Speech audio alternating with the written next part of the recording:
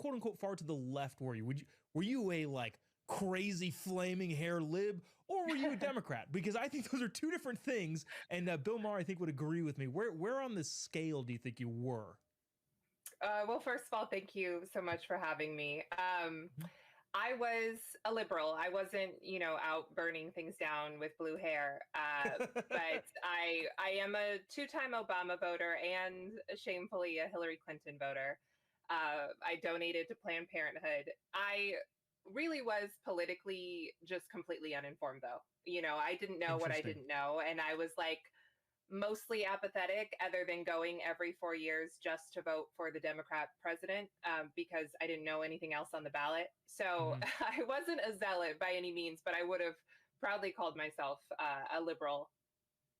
Gotcha. So not necessarily into Crazyville, like lighting Teslas on fire, but definitely having the. So okay, so I guess how did you get there, right? Because people come up through there. And I asked this, and I don't want to sound like I'm being rude or anything. I never had that. I never had this big transition moment.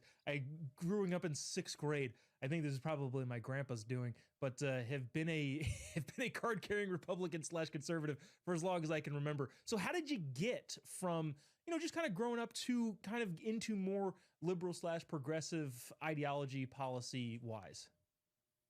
I think that it is reflexive. I think that Mm. by default, especially I'm from Southern California. I live in Los Angeles currently. I'm a millennial, was an actress for a long time. So all of those things kind of make me more Democrat, I think, maybe than people in other parts of the country or maybe in other generations.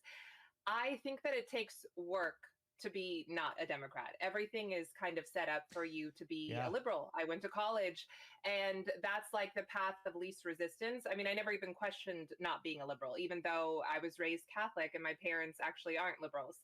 But it takes work to question and to become anything else. So it was, even though, again, I was politically apathetic, it was just like I didn't even question, is there anything else I would be? I just took it as gospel truth that if you care about people and you care about Hmm. women and you care about LGB, I mean, at the time it wasn't all the T and everything Yeah. else, then you vote Democrat. And I consider myself a compassionate person. I did also, I had pronouns in my bio too. I have Mm. to, I have to make that. That's probably the craziest liberal thing I did.